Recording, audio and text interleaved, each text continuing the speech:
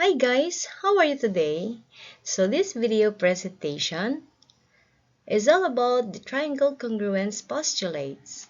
So we're going to identify the included side and the included angle of a triangle, determine the minimum requirements needed for congruent triangles, and we're going to illustrate the side angle side or the SAS, the angle side angle or the ASA, and the side side side or the SSS congruence postulates. So what are triangle congruence postulates? So these are the minimum requirements needed to prove the congruency of two triangles which are composed of various groups of three corresponding congruent parts.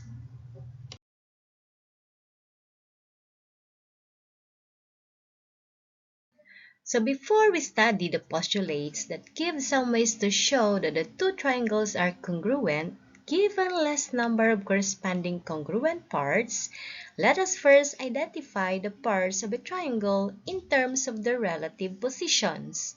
So how many parts of a triangle are there when we talk about the relative positions? So first, we have the included angle. So what is an included angle? It is the angle between two sides of a triangle. So, ito yung angle na makikita sa pagitan ng dalawang sides ng triangle.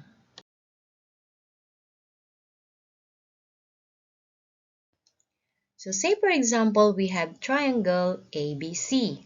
So, what is the included angle between segment AC and segment AB? So the included angle is angle A since we have two adjacent sides, side AC and side AB. How about the included angle between segment BA and segment BC? So that is angle B. How about the included angle between segment CA and segment CB? So that is angle C. So how do we know if the given angle is in between two sides of the triangle? So since ang tinutukoy nito ay ang magkasunod na sides, therefore meron siyang nabubuong angle at yung nabuong angle na yon is the included angle or the angle in between the two adjacent sides of the triangle. Now what if we are given a triangle and yet there's no illustration?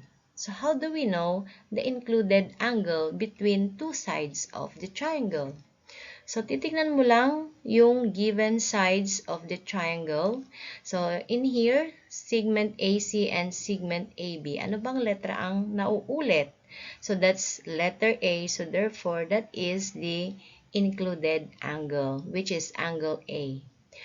For the segment BA and BC, so what is the repeated letter? That's B. So therefore, that is the included angle. How about segment CA and segment CB? So the repeated letter is C. Therefore, that is the included angle.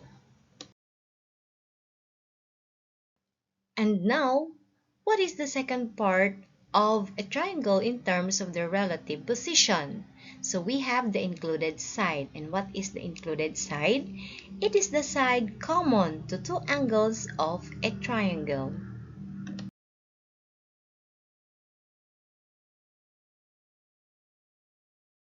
So say for example, in triangle ABC.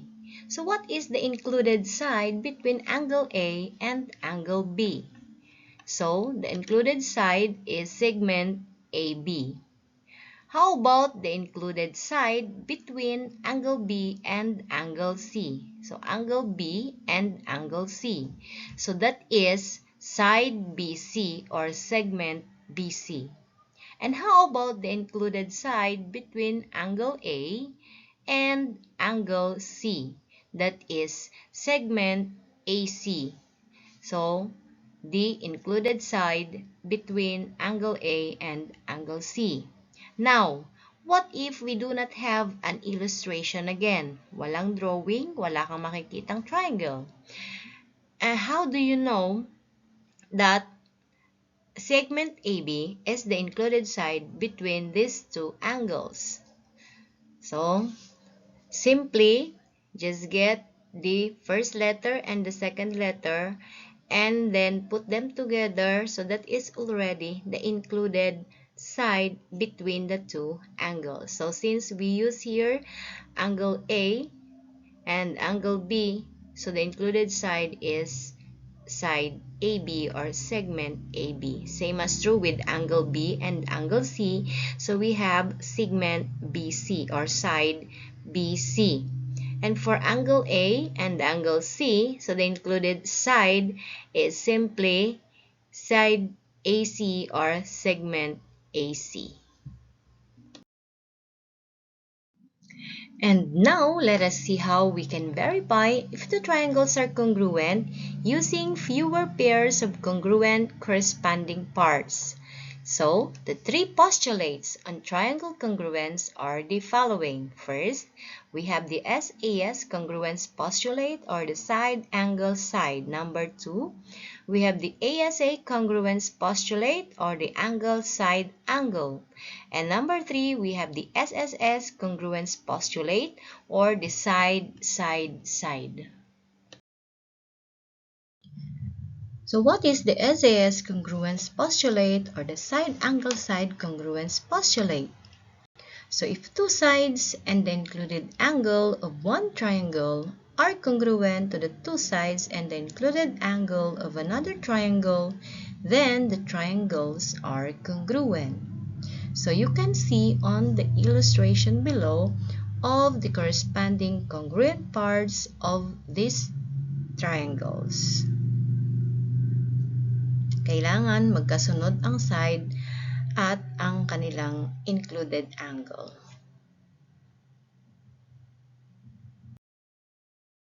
At maaari din namang ganito ang itsura ng corresponding congruent parts ng dalawang triangle.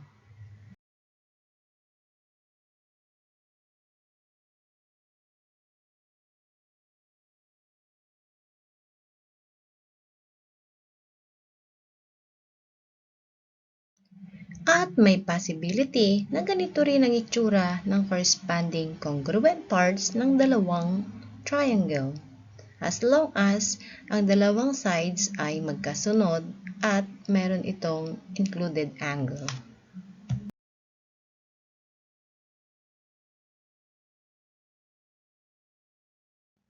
Say for example, we have triangle ACT and triangle NOW. So in here, we're going to show that these two triangles are congruent by SAS congruence postulate. So makikita natin na may isang linya sa side AC at ganun din sa side NO. So therefore, segment AC is congruent to segment NO. And for the other side, yung katabi ng side na to, that is segment AP. So, gumamit tayo ng dalawang linya. Ganon din ang segment NW na gumamit din ng dalawang linya. So, therefore, this side or segment AT is congruent to segment NW.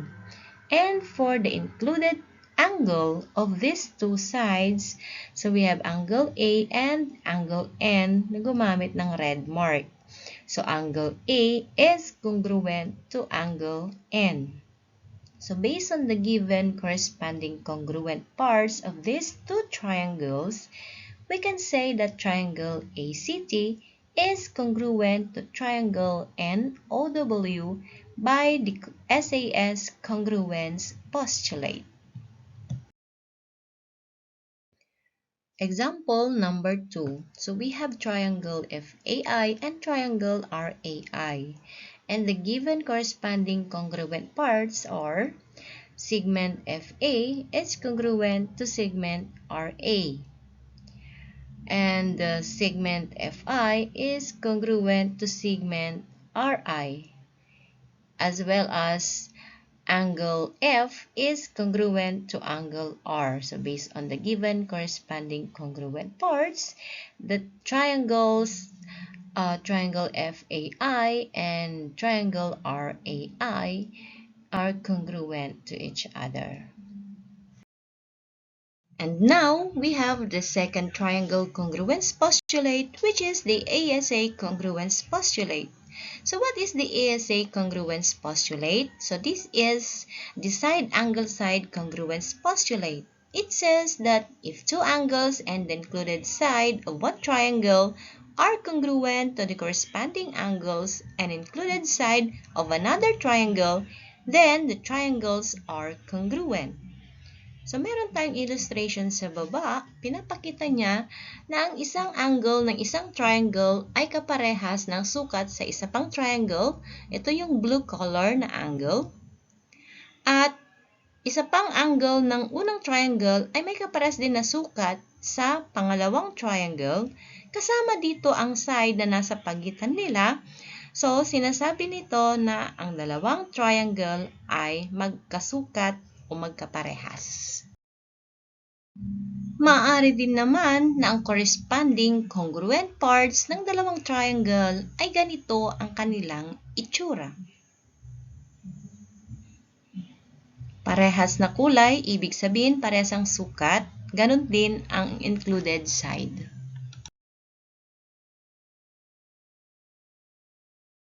At maaari pa rin na ang corresponding congruent parts ng dalawang triangle ay makikita sa ganitong paraan. Inuulit natin, parehas na kulay ng dalawang angle ay magkaparehas ang sukat. Ganon din ang linya na ginamit sa bawat included side.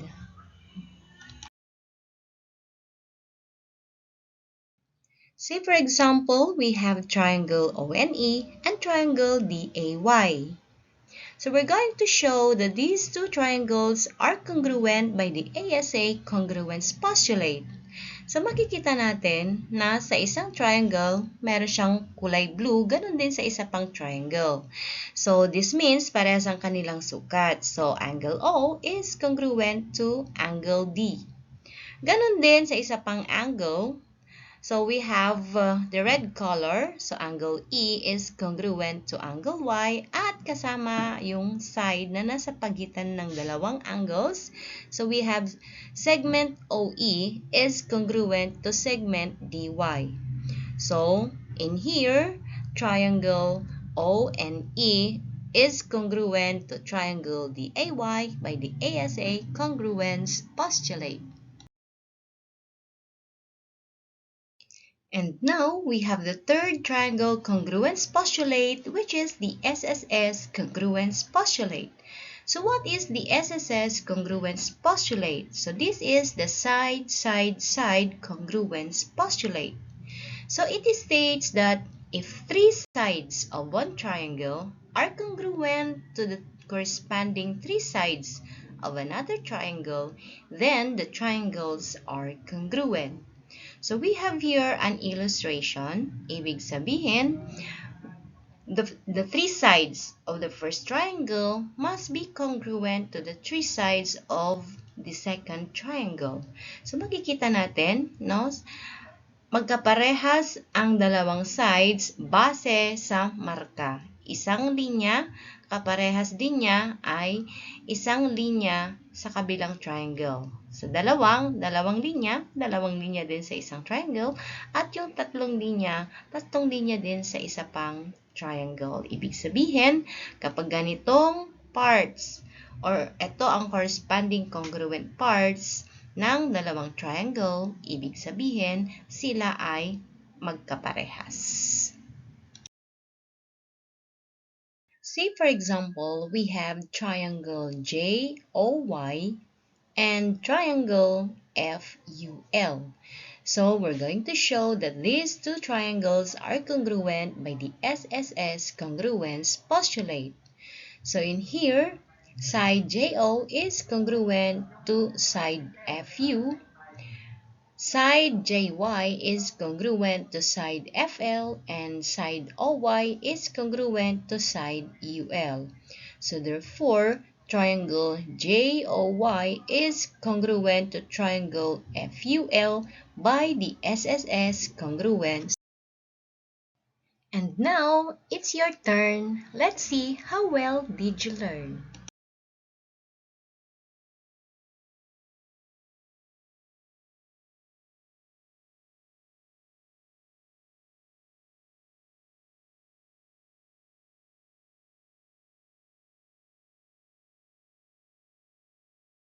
Given triangle FUN, answer the questions that follow. Question number 1. What is the included side between angle F and angle U? The answer is segment FU, and you are correct. Question number 2. What is the included side between angle F and angle N? The answer is segment FN, and you are correct. For question number 3, what is the included side between angle N and angle U? The correct answer is segment NU, and you are correct. Question number 4, what is the included angle between segment FU and segment UN? The answer is angle U, and you are correct. For question number 5, what is the included angle between segment FN and segment FU? The correct answer is angle F, and you are correct. And question number 6, what is the included angle between segment FN and segment UN? The correct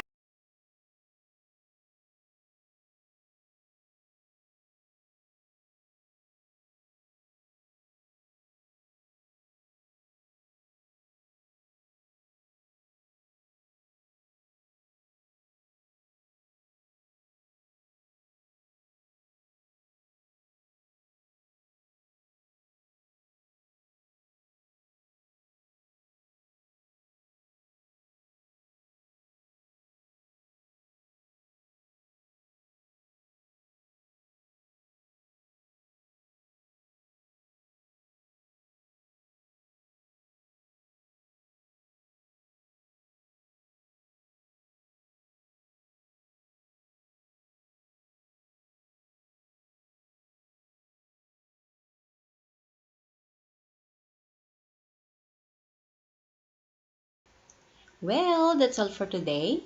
I hope you learned something. Thank you for watching.